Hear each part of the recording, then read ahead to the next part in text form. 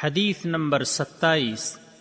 عن عائشة رضي الله عنها قالت: سمعت رسول الله صلى الله عليه وسلم يقول: من التمس رضا الله بسخط الناس كفاه الله مؤونة الناس، ومن التمس رضا الناس بسخط الله وكله الله إلى الناس۔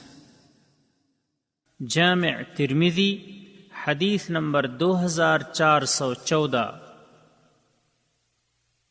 اس حدیث کے حکم کے بارے میں امام ترمذی رحمہ اللہ نے خاموشی اختیار کی ہے، اور علامہ البانی رحمہ اللہ نے اس حدیث کو صحیح قرار دیا ہے۔ انسانی زندگی کا مقصد رضا الہی کا حصول۔ ام المؤمنین عائشہ رضی اللہ تعالی عنہا کہتی ہیں کہ میں نے رسول اللہ صلی اللہ علیہ وسلم کو فرماتے ہوئے سنا ہے: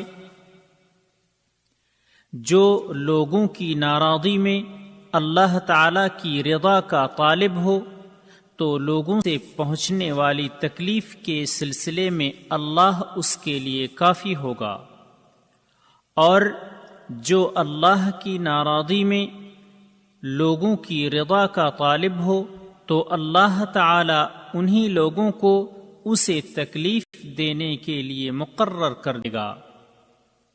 فوائد: نمبر 1، بندوں کی اطاعت پر رب کی اطاعت کو مقدم کرنا واجب ہے۔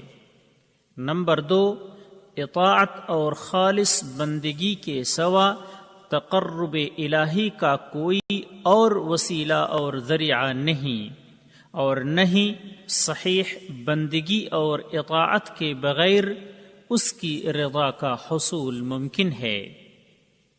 نمبر 3، فانی دنیا سے تلذذ حاصل کرنے کی خاطر جس نے اپنا دین بیچا اور لوگوں سے ڈر کر ان کی بات مان لی اور اللہ کی نافرمانی کر بیٹھا اور اللہ کا خوف نہ کھایا تو اللہ اسے ذلیل و خوار کر دیتا ہے اور اس کی راز کو طشت ازبام کر دیتا ہے، اور اس کے کام میں اللہ اس کو الجھا دیتا ہے۔